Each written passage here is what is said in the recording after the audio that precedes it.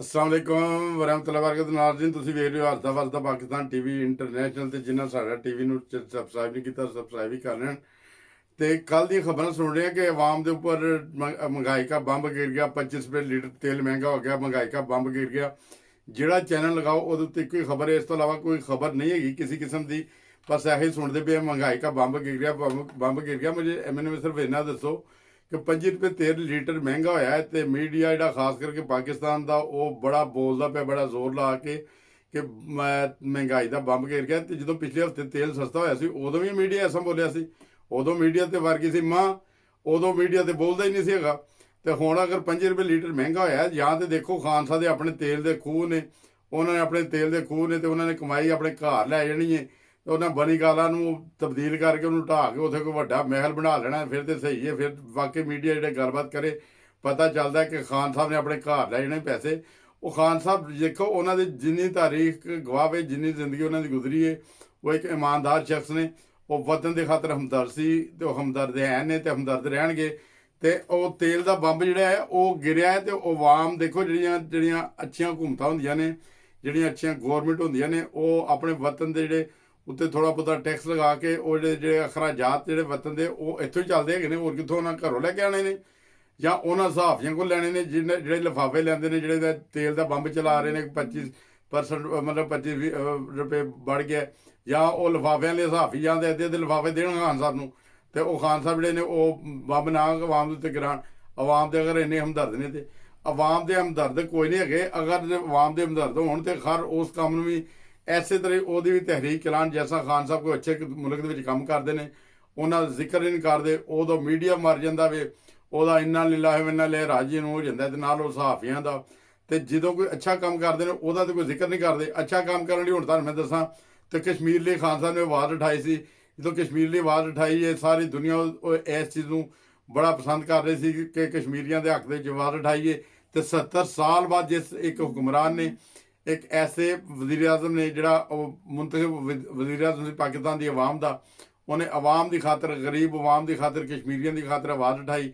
उस आवाज़ को दबाने लिए मौलाना डीजल साहब जो मौलाना फजल रहमान साहब वो मैदान के आ जाते हैं। तो उन्हें तक वो धरना दे के बैठे रहते जिंदे तक वो आवाज़ को दबा ना देन। उन्हें उस आवाज़ को की दबाया, उसके बाद हिंदुस्तान ने कश्मीरियों दबाया और ऐसा दबाया कि अज तक कश्मीरी बेचारे वो नहाते, उन्होंने जान माल इज्जत कोई चीज़ महफूज नहीं। वो उन्होंने इज्जत भी लुटिया जा रही ने, माल भी जान भी। तो उन्होंने महसूस करके कश्मीर के रख दिता है। अज नहीं मीडिया उन्होंने बारे बोलता कि कश्मीरियों के बारे अज फिर वो मां मार गई मीडिया की। यह तो सूरत हाल है। जो खान साहब ने अज 25 रुपये महंगा किया तेल, अज तो बड़ा वा वेला होया। तो जो 25 रुपये भी पिछले हफ्ते सस्ता किया उदों कोई जिक्र भी नहीं। बल्कि साढ़े टिकटक वाले मौलाना साहब जो कहते बोलो तो सही, वो कह रहे थे खान साहब सानूं तेल दे दो भावें पुराने रेट दे दो। देखो रब सुनने वाला वो फिर किसी न किसी मजबूरी तहत जैन भी है उन्हें पुराने रेट के उत्ते तेल लैंदा। वो पुराने रेट के उत्ते तेल की लैके आए कि लीटर की कीमत अज 110 पैसे हैगी है पाकिस्तान के विच। अगर ये इवन बांग्लादेश देखो तो वह 160 रुपये वे, हिंदुस्तान च देखो तो 180 रुपये वे। कि उन्होंने आवाम भी ऐसा बोलती है, उन्होंने मीडिया भी ऐसा बोलता है, वो तो नहीं बोलता। उन्होंने मुतबादल तो अज भी सस्ता है। नाले यह महंगाई का बंब जोड़ा बंदा कार अफोर्ड कर सकता है, जो ड्राइवर अफोर्ड कर सकता है, जोड़ा कोठियां के बंगले अफोर्ड कर सकता है, उन्होंने 25 रुपये देना कोई अहमियत नहीं है। या तो कोई गरीब अवाम के उत्ते कोई असर पे, मजदूर आदमी के उत्ते असर पवे, ये उत्ते किसी होर के उत्ते असर पवे तो फिर तो सही है। मगर अगर असर पैंदा भी है बिलफर्जमल किसी लिहाज के नाल तो उन्होंने थोड़ा बहुता बर्दाश्त करना चाहिए है। ठीक है, अपने घर में अपने बार में चलाने लई, उन्होंने अपने वतन में चलाने लई यह सारिया चीज़ां जिहड़ियां ने इन्हों यह वावेला नहीं करना चाहिए। इस चीज़ का मायूसी नहीं बुलानी चाहिए। मायूसी बुलाने का काम है सिर्फ मीडिया का ठेका है मायूसी बुलाने का। मीडिया ने चाहिए कि इस चीज़ भी हाईलाइट करन कि इस हुकूमत के 2 डैम बाड़े ने इस वतन की खातर, पाकिस्तान की खातर, जोड़ा एक 2024 के कंप्लीट हो जाएगा, एक 2028 ਉਹਦਾ ਆਇंदा आने वाली पाकिस्तान ਦੀਆਂ नस्लों फायदा होएगा, ਉਹਦਾ किसानों फैसला फायदा होएगा। ਇਹਦਾ तो मीडिया नहीं जिक्र करता है, ਇਹਦਾ नहीं जिक्र करता, कश्मीर का नहीं जिक्र करता, तो ਇਹਦਾ भी मीडिया जिक्र नहीं करता कि ऐसे हुकूमत ने 5 लाख तक मैडिकल फ्री किया गरीब अवाम का। ਇਹਦਾ क्यों नहीं मीडिया जिक्र करता? ਇਹਦੀ बारी मीडिया की मां मर जाती है। मीडिया की हर उस सच्चे काम के उत्ते ਜਿਹੜਾ ਇਹ ਹਕੂਮਤ ਜਿਹੜੀ ਪੀਟੀ ਦੀ ਹਕੂਮਤ ਅੱਛਾ ਕੰਮ ਕਰੇ ਉੱਥੇ ਮੀਡੀਆ ਦੀ ਮਾਂ ਮਾਰ ਜਾਂਦੀ ਹੈ। ਉਦੋਂ ਮੀਡੀਆ ਨੂੰ ਬੋਲਣਾ ਚਾਹੀਦਾ ਹੈਗਾ, ਉਦੋਂ ਨਹੀਂ ਕੋਈ ਵੀ ਬੋਲਦਾ ਹੈਗਾ। ਤੇ ਇਹਨਾਂ ਦੀ ਜੋ ਸੂਰਤ ਹਾਲ ਹੈ, ਅਗਰ ਮੈਂ ਸਾਰੀ ਜਿਹੜੇ ਮੀਡੀਆ ਇਸ ਟਾਈਮ ਜੋ ਸ਼ੋਰ ਪਾ ਰਿਹਾ, ਜੋ ਵਾਵੇਲਾ ਕਰ ਰਿਹਾ, ਇਹ ਆਪਣੇ ਐਪ 'ਚ ਪਾਉਣ ਦੀ, ਦੇਖੋ ਜਦੋਂ ਕਿਸੇ ਬੰਦੇ ਕੋਲ ਦਲੀਲ ਨਹੀਂ ਨਾ ਹੁੰਦੀ ਉਦੋਂ ਸ਼ੋਰ ਪਾਉਂਦਾ, ਉਦੋਂ ਗਾਲਾਂ ਕੱਢਦਾ, ਉਹੀ ਸੂਰਤ ਹਾਲ ਹੈ ਮੀਡੀਆ ਦੀ। ਇਹ ਤੇ ਇਹਦੇ ਨਾਲ ਜਿਹੜੇ ਪੁਰਾਣੇ ਕੋਈ ਹੁਕਮਰਾਨ ਜਿਹੜੇ ਮਿਲੇ ਹੋਏ ਉਹਨਾਂ ਦੀ ਆਵਾਜ਼ ਉਠਾਉਂਦਾ ਮੀਡੀਆ ਜਿਹੜਾ ਹੈਗਾ। ਇਸ ਮੀਡੀਆ ਨੂੰ ਚਾਹੀਦਾ ਹੈ ਕਿ ਉਸ ਆਵਾਜ਼ ਨੂੰ ਉਠਾਉਣ ਜਿਹੜਾ ਜਦੋਂ ਦਾ ਪਾਕਿਸਤਾਨ ਬਣਿਆ ਹੋਵੇ 70 ਸਾਲਾਂ 'ਚ ਇਹ ਜਾਂ ਤਾਂ ਅਯੂਬ ਖਾਨ ਨੇ ਡੈਮ ਬਣਾਏ ਸੀ ਜਾਂ ਪਾਕਿਸਤਾਨ 'ਚ ਹੁਣ ਡੈਮ ਬਣਨੇ ਨੇ। ਤੇ ਇਹ ਜਿਹੜੀ ਪਿਛਲੇ ਦਿਨਾਂ 'ਚ ਇੱਕ ਇਸ਼ੂ ਚੱਲਿਆ ਨਾ, ਉਹ ਜਾਲੀ ਪਾਇਲਟਾਂ ਦਾ, 262 ਜਾਲੀ ਪਾਇਲਟ ਹੈਗੇ ਨੇ, ਐਸੇ ਪਾਇਲਟ ਨੇ ਕਿ ਜਿਨ੍ਹਾਂ ਦੇ ਜਿਹੜੇ ਪਾਇਲਟ ਦੇ ਲਾਇਸੈਂਸ ਨੇ ਉਹ ਵੀ ਮਨਸੂਖ ਕਰਾਰ ਦੇ ਦਿੱਤੇ ਜਾ ਚੁੱਕੇ ਨੇ। ਉਹ ਜਿਹੜੇ ਸਾਡੇ ਵਾਕਈ ਵਜ਼ੀਰ ਹਵਾਬਾਜ਼ ਹੈਗੇ ਨੇ, ਉਹਨਾਂ ਨੇ ਕਿਹਾ ਕਿ ਕਿਸੇ ਪਾਇਲਟ ਨੂੰ ਜਹਾਜ਼ ਉਡਾਉਣ ਦੀ ਕੋਈ ਇਜਾਜ਼ਤ ਨਹੀਂ ਹੈਗੀ। ਤੇ ਦੇਖੋ 262 ਕੋਈ ਥੋੜੀ ਤਾਦਾਦ ਨਹੀਂ ਹੁੰਦੀ। ਤੇ ਪਾਇਲਟ ਬਣਨ ਲਈ ਤੁਹਾਨੂੰ ਮੈਂ ਦੱਸਾਂ ਕਿ ਕਿਹੜੇ ਲਵਾਜ਼ਮਾਤ ਦੀ ਜ਼ਰੂਰਤ ਹੁੰਦੀ ਸੀ। ਲਵਾਜ਼ਮਾਤ ਦੀ ਜ਼ਰੂਰਤ ਹੁੰਦੀ 6 ਲੱਖ ਰੁਪਏ ਜੇਬ 'ਚ ਪਾ ਕੇ ਜਾਓ, ਪਾਇਲਟ ਦਾ ਲਾਇਸੈਂਸ ਘਰ ਲੈ ਕੇ ਆ ਜਾਓ। ਤੇ ਬੰਦੇ ਨੂੰ ਮੈਟਰਿਕ ਕੀਤਾ ਹੋਏ ਨਾ, ਅਗਲੇ ਪਾਇਲਟ ਬਣਾ ਕੇ ਘਰ ਭੇਜ ਛੱਡਦੇ ਗਏ ਸੀ। ਇਹ ਸੂਰਤ ਹਾਲ ਸੀ ਪਾਕਿਸਤਾਨ ਦੀ। ਤੇ ਇਹ ਪਾਕਿਸਤਾਨ ਦੀ ਮੁਖਤਲਿਫ ਏਅਰਲਾਈਨਾਂ ਚਲਾਉਣ ਦੇ ਸੀ। ਇਹ ਹੁਣ ਵੀ ਜਿਹੜਾ ਪਿੱਛੇ ਕਰਕੇ ਹਾਦਸਾ ਹੋਇਆ ਜਿਹਦੇ ਬਾਅਦ ਇੱਥੇ ਕੀ ਹੋਈ ਹੈ, ਉਹ ਦੇਖੋ ਜਦੋਂ ਪਾਇਲਟ ਉਹ ਸਾਰਾ ਟਾਈਮ ਜਦੋਂ ਬੈਠਾ ਹੈ ਉਹ ਕਰੋਨਾ ਦੇ ਬਾਰੇ ਗੱਲਬਾਤ ਕਰਦਾ ਰਿਹਾ। ਉਹਦੇ ਬਾਅਦ ਉਹਨੂੰ ਜਿਹੜੇ ਸਿਗਨਲ ਦਿੰਦੇ ਸੀ ਜਿਨ੍ਹਾਂ ਨੇ ਉਹ ਹਾਈ ਅਲਰਟ ਕਰਨਾ ਹੁੰਦਾ ਹੈ ਕਿ ਤੁਸੀਂ ਪਲੇਨ ਉਤਾਰ ਸਕਦੇ ਹੋ ਜਾਂ ਨਹੀਂ ਉਤਾਰ ਸਕਦੇ, ਰਡਾਰ ਵਾਲੇ ਉਹ ਕਹਿ ਰਹੇ ਨੇ ਕਿ ਤੇਰੀ ਹਾਈਟ ਜਿਹੜੀ ਮੁਨਾਸਬ ਨਹੀਂ ਹੈਗੀ, ਤੂੰ ਆਪਣਾ ਤਿਆਰਾ ਨਾ ਉਤਾਰ। ਉਹਨੇ ਉਹਦੇ ਬਾਵਜੂਦ ਤਿਆਰਾ ਉਤਾਰਿਆ, ਇੰਜਣ ਤਬਾਹ ਹੋ ਗਏ ਨੇ। ਫਿਰ ਤਿਆਰਾ ਉੱਤੇ ਚੁੱਕ ਕੇ ਲੱਗਾ, ਫਿਰ ਦੁਬਾਰਾ ਥੱਲੇ ਆ ਕੇ ਮਾਰਿਆ। ਉਹ 200-250 ਬੰਦਾ ਮਾਰਤਾ ਗਿਆ। ਉਹ ਬੰਦੇ ਨਹੀਂ ਮਾਰਿਆ ਬਲਕਿ ਮੁਕਾਮੀ ਲੋਕਾਂ ਦੀ ਵੀ ਜਾਨ ਲੈ ਲਈ। ਹੁਣ ਇਹ ਸੂਰਤ ਹਾਲ ਜਿਹੜੀ ਇੱਥੇ ਖਤਮ ਨਹੀਂ ਹੋਈ ਹੈਗੀ, ਇਸ ਹਾਦਸੇ ਖਤਮ ਨਹੀਂ ਹੋਈ, ਇਸ ਤਹਿਕੀਕਾਤ ਤੇ ਖਤਮ ਨਹੀਂ ਹੋਈ। ਇਹ ਜਿਹੜਾ ਇਸ਼ੂ ਉੱਠਿਆ ਨਾ ਕਿ 262 ਜਾਲੀ ਪਾਇਲਟ ਹੈਗੇ ਸੀ, ਜਿਨ੍ਹਾਂ ਕੋਲੋਂ ਪਾਇਲਟ ਦਾ ਲਾਇਸੈਂਸ ਵੀ ਜਾਲੀ ਸੀ, ਜਿਨ੍ਹਾਂ ਦੇ ਇਮਤਿਹਾਨ ਵੀ ਕਿਸੇ ਹੋਰ ਨੇ ਦਿੱਤੇ ਸੀ। ਇਹ ਚੀਜ਼ ਜਿਹੜੀ ਹੈ ਐਸਾ ਤਾਂ ਯੂਰਪ ਵੱਲ ਵੀ ਆ ਰਹੀ ਹੈ ਹਵਾ ਜਿਹੜੀ ਹੈ। ਤੇ ਆਇੰਦਾ ਆਉਣ ਵਾਲੇ ਦਿਨਾਂ 'ਚ ਬੇਸ਼ੱਕ ਪਾਕਿਸਤਾਨੀ ਏਅਰਲਾਈਨ ਨੂੰ ਪੂਰੀ ਦੁਨੀਆ ਦੇ ਵਿੱਚ ਬੰਦ ਕਰ ਦਿੱਤਾ ਜਾਏ। ਉਹ ਕਹਿਣ ਕਿ ਜਿਨ੍ਹਾਂ ਦੇ ਪਾਇਲਟ ਹੀ ਜਿਹੜੇ ਇੱਕ ਮੁਨਾਸਬ ਪਾਇਲਟ ਨਹੀਂ ਹੈਗੇ, ਜਿਨ੍ਹਾਂ ਕੋਲ ਲਾਇਸੈਂਸ ਨਹੀਂ ਹੈਗਾ, ਉਹ ਸਾਡੇ ਮੁਲਕਾਂ ਦੇ ਵਿੱਚ ਚਾਰੇ ਨਹੀਂ ਲੈ ਕੇ ਆ ਸਕਦੇ। ਕਿਸੇ ਆਬਾਦੀ ਤੇ ਡੇ ਦੇਣ, ਕਿਸੇ ਏਅਰਪੋਰਟ ਤੇ ਡੇ ਦੇਣ, ਉੱਥੇ ਉਹਨਾਂ ਦਾ ਨੁਕਸਾਨ ਹੋ ਜੇ।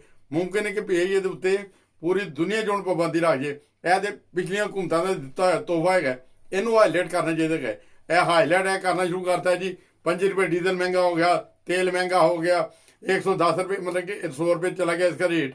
ਯਾਰ ਇਹੋ ਜਿਹੀਆਂ ਚੀਜ਼ਾਂ ਤੁਸੀਂ ਕਿਉਂ ਗੌਰਮੈਂਟ ਦੇ ਖਿਲਾਫ ਮਾਯੂਸੀ ਪੈਦਾ ਕਰਦੇ ਹੋ? ਕਿਉਂ ਮਾਯੂਸੀ ਪੈਦਾ ਕਰਦੇ ਹੋ? ਕਿਉਂ ਆਵਾਮ ਨੂੰ ਗੌਰਮੈਂਟ ਤੋਂ ਮਤਨਫਰ ਕਰਦੇ ਹੋ? ਇਹ ਮੈਨੂੰ ਨਹੀਂ ਸਮਝ ਆਈ। ਇਹ ਵਤਨ ਦੇ ਹਮਦਰਦ ਨਹੀਂ ਲੋਕੀ। ਔਰ ਕਦੀ ਇਹੋ ਹੀ ਲੋਕੀ ਫੌਜ ਦੇ ਖਿਲਾਫ ਬੋਲਦੇ ਹੋਣਗੇ, ਫੌਜ ਦੇ ਖਿਲਾਫ ਵੀ ਐਸਾ ਖੋਲ ਕੇ ਬੋਲਣਗੇ ਕਿ ਜੈਸਾ ਇਹ ਸਾਡੇ ਬਾਰਡਰਾਂ 'ਚ ਲੜਦੇ। ਦੇਖੋ ਜੋ ਹਿੰਦੁਸਤਾਨ ਨੂੰ ਲਲਕਾਰਦਾ ਪਾਕਿਸਤਾਨ ਨੂੰ, ਉਦੋਂ ਕੀ ਕਦੀ ਕੋਈ ਸਿਆਸਤਦਾਨ ਗਿਆ ਬਾਰਡਰ ਦੇ ਉੱਤੇ ਜਾਂ ਉਹਨਾਂ ਦੇ ਕੋਈ ਬੱਚੇ ਗਏ ਨੇ ਕਿਤੇ ਬਾਰਡਰ ਦੇ ਉੱਤੇ ਕਿ ਉਹ ਦੁਸ਼ਮਣ ਦੇ ਨਾਲ ਮੁਕਾਬਲਾ ਕਰਨ? ਉਹ ਫੌਜੀ ਮੁਕਾਬਲਾ ਕਰਦੇ ਨੇ। ਤੇ ਫੌਜੀ ਨੇ ਜਿਹੜੇ 70,000 ਤੋਂ ਜ਼ਿਆਦਾ ਪਾਕਿਸਤਾਨ ਦੇ ਸ਼ਹੀਦ ਹੋਏ ਨੇ, ਉਹਨਾਂ ਦੀਆਂ ਮਾਵਾਂ ਕੋਲ ਪੁੱਛੋ ਉਹਨਾਂ ਦੇ ਕੀ ਗੁਜ਼ਰਦੇ ਹੋਏਗੇ। ਉਹ ਫੌਜੀ ਜਵਾਨਾਂ ਦੀਆਂ ਉਹਨਾਂ ਦੇ ਬੇਟਿਆਂ ਕੋਲੋਂ ਪੁੱਛੋ ਜਿਨ੍ਹਾਂ ਦੇ ਬਾਪ ਸ਼ਹੀਦ ਹੋ ਗਏ ਨੇ, 70,000 ਜਿਹੜੇ ਫੌਜੀ ਸ਼ਹੀਦ ਹੋਏ ਨੇ। ਉਹਨਾਂ ਬੱਚਿਆਂ ਕੋਲੋਂ ਪੁੱਛੋ ਉਹਨਾਂ ਦੇ ਦਿਲ ਤੇ ਕੀ ਗੁਜ਼ਰਦੀ ਹੋਏਗੀ ਜਿਨ੍ਹਾਂ ਦੇ ਬਾਪ ਸ਼ਹੀਦ ਹੋ ਗਏ ਨੇ। ਉਹਨਾਂ ਬੇਵਾ ਔਰਤਾਂ ਕੋਲੋਂ ਪੁੱਛੋ ਉਹਨਾਂ ਦੇ ਦਿਲ ਦੇ ਉੱਤੇ ਕੀ ਗੁਜ਼ਰਦੀ ਹੋਏਗੀ ਜਦੋਂ ਫੌਜ ਦੇ ਖਿਲਾਫ ਗੱਲਾਂ ਕਰਦੇ ਹੋ। ਔਰ ਜਾਹਲੋ ਯਾਰ, ਮੈਂ ਤੁਹਾਨੂੰ ਕੀ ਦੱਸਾਂ ਕਿ ਜੇ ਅਗਰ ਫੌਜ ਇਹ ਵਤਨ ਸਲਾਮਤ ਹੈ, ਫੌਜ ਨਾ ਹੋਏ ਤੁਹਾਨੂੰ ਹਿੰਦੁਸਤਾਨ ਨਾਲ ਹੜੱਪ ਕਰ ਜੇ, ਫੌਜ ਨਾ ਹੋਏ ਤੁਹਾਨੂੰ ਬੰਗਲਾਦੇਸ਼ ਹੜੱਪ ਕਰ ਜੇ, ਫੌਜ ਨਾ ਹੋਏ ਤੁਹਾਨੂੰ ਅਫਗਾਨਿਸਤਾਨ ਨਾਲ ਹੜੱਪ ਕਰ ਜੇ। ਇਹ ਤਾਂ ਸੂਰਤ ਹਾਲ ਹੈ।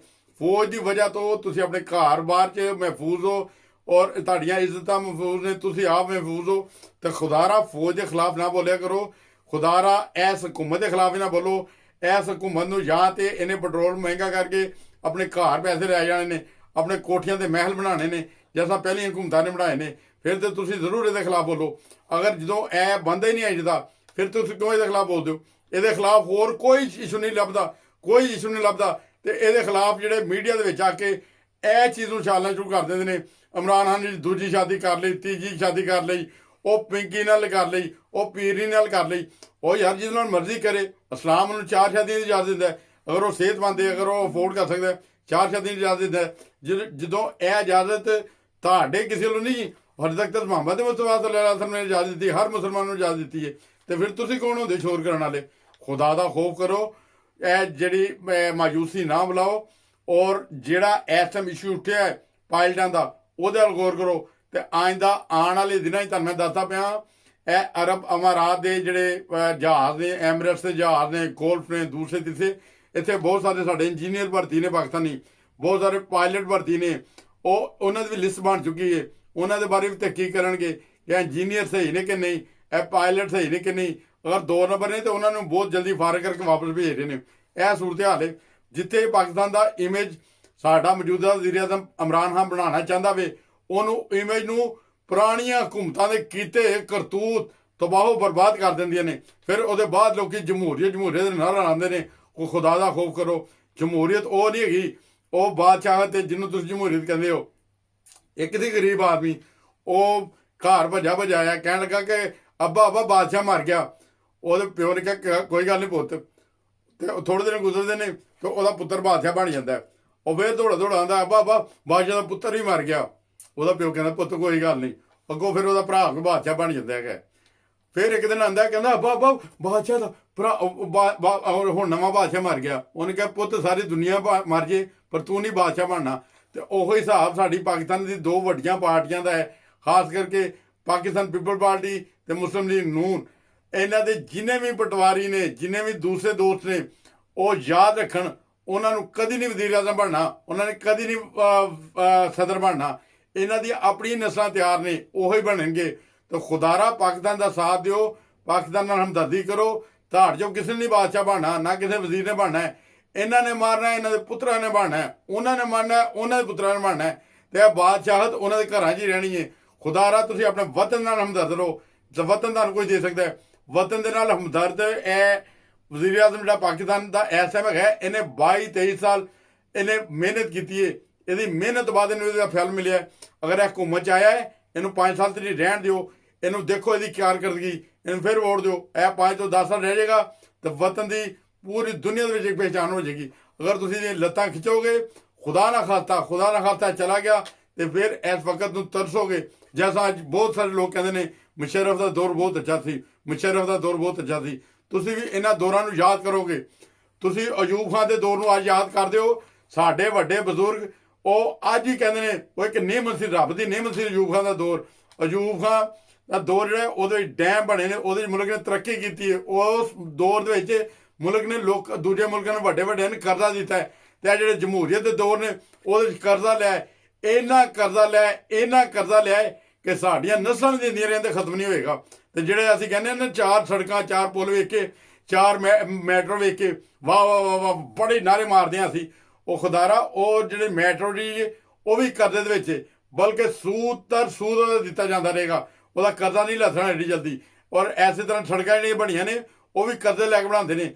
ਜਿਹੜੀਆਂ ਹਕੂਮਤਾਂ ਕਰਜ਼ੇ ਲੈਂਦੀਆਂ ਨੇ, ਫੈਕਟਰੀਆਂ ਲਾਉਂਦੇ ਨੇ, ਇੰਡਸਟਰੀ ਲਾਉਂਦੀਆਂ ਨੇ, ਆਪਣੇ ਵਤਨ ਦੇ ਲੋਕਾਂ ਨੂੰ ਮਜ਼ਦੂਰੀਆਂ ਦਿੰਦੀਆਂ ਨੇ, ਉਹ ਤਰੱਕੀਆਂ ਕਰਦੀਆਂ ਨੇ। ਇਹ ਕਦੀ ਵੇਖਿਆ ਕਦੀ ਯੂਰਪ ਨੂੰ ਇਹਨਾਂ ਨੇ ਕਿਸੇ ਕੋਲ ਕਰਜ਼ਾ ਲਿਆ ਹੋਇਆ ਤੇ ਸੜਕਾਂ ਬਣਾਤੀਆਂ? ਹੁਣ ਇਹਨਾਂ ਸੜਕਾਂ ਵੈਸੇ ਬਣਾਈਆਂ ਨੇ। ਇਹਨਾਂ ਦੇ ਵਜ਼ੀਰ ਵੀ ਇਮਾਨਤਦਾਰ ਹੁੰਦੇ ਨੇ, ਮਸ਼ੀਰ ਵੀ। ਇਹਨਾਂ ਦੇ ਉੱਤੇ ਇੱਕ ਵਾਰੀ ਇਲਜ਼ਾਮ ਆਇਆ ਨਾ, ਰਜ਼ਾਈ ਦੇ ਘਰ ਚਲੇ ਜਾਂਦੇ ਨੇ। ਸਾਡੇ ਵਜ਼ੀਰ, ਮਸ਼ੀਰ, ਸਦਰ ਜੋ ਇੱਕ ਵਾਰੀ ਬਣ ਜਾਂਦਾ ਉਹਨੂੰ ਅਗਰ ਜੁੱਤੀਆਂ ਮਾਰਨ, ਉਹ ਫਿਰ ਵੀ ਕਹਿੰਦਾ ਮਾਰ ਲਓ ਭਾਈ। ਉਹ ਫਿਰ ਵੀ ਕਹਿੰਦੇ ਭਾਈ ਅਸੀਂ ਇੱਥੇ ਹੀ ਰਹਿਣਾ, ਅਸੀਂ ਨਹੀਂ ਕਿਤੇ ਜਾਣਾ। ਤੇ ਇਹ ਤਾਂ ਸਾਡੇ ਮੁਲਕਾਂ ਦੇ ਵਜ਼ੀਰਾਂ ਦਾ ਹਾਲ ਹੈ। ਜਿਹੜੇ ਮਸ਼ੀਰਾਂ ਦਾ ਤੇ ਜਿਹੜੇ ਸਦਰ ਦੇ ਵਜ਼ੀਰ ਬਣ ਜਾਂਦੇ ਨੇ, ਉਹਨਾਂ ਨੂੰ ਜੁੱਤੀਆਂ ਮਾਰਨ, ਉਹ ਫਿਰ ਵੀ ਕਹਿੰਦੇ ਨਹੀਂ ਹਮ ਆਵਾਮ ਕੇ ਸਾਥ ਹੈ। ਆਵਾਮ ਨੂੰ ਝੂਠੇ ਖਾਬ ਖਾ ਕੇ, ਲੁੱਟ ਮਾਰ ਕਰਕੇ ਉਹ ਘਰ 'ਚ ਸਕੂਨ ਨਾਲ ਰਹਿੰਦੇ ਨੇ। ਖੁਦਾਰਾ ਕੋਈ ਹੋਸ਼ ਤੇ ਨਾ ਖੋਲੋ, ਨਾ ਫੌਜ ਦੇ ਖਿਲਾਫ ਬੋਲੋ, ਨਾ ਇਸ ਮੌਜੂਦਾ ਹਕੂਮਤ ਦੇ ਖਿਲਾਫ ਬੋਲੋ। ਇਹ ਹਕੂਮਤ ਕਾਇਦ ਆਜ਼ਮ ਤੋਂ ਬਾਅਦ, ਅਯੂਬ ਖਾਨ ਦੇ ਦੌਰ ਤੋਂ ਬਾਅਦ ਕੁਛ ਹੋਰ ਦੌਰ ਅੱਛੇ ਗੁਜ਼ਰੇ ਸੀ। ਮੁਸ਼ਰਫ ਦਾ ਦੌਰ ਅੱਛਾ ਗੁਜ਼ਰਿਆ ਸੀ। ਉਹਦੇ ਬਾਅਦ ਅਗਰ ਅੱਜ ਅੱਛੀ ਹਕੂਮਤ ਆਈ ਹੈ, ਇਹਦਾ ਸਾਥ ਦਿਓ, ਭਰਪੂਰ ਸਾਥ ਦਿਓ ਤੇ ਨਾਰਾ ਮਾਰੋ ਹਰ ਵਕਤ ਪਾਕਿਸਤਾਨ ਜ਼ਿੰਦਾਬਾਦ, ਜੀਵੇ ਪਾਕਿਸਤਾਨ। ਅਸਲਾਮ ਵਾਲੇकुम ਵਰਹਿਮਤੁல்லாहि ਵਬਰਕਾਤੁਹੂ।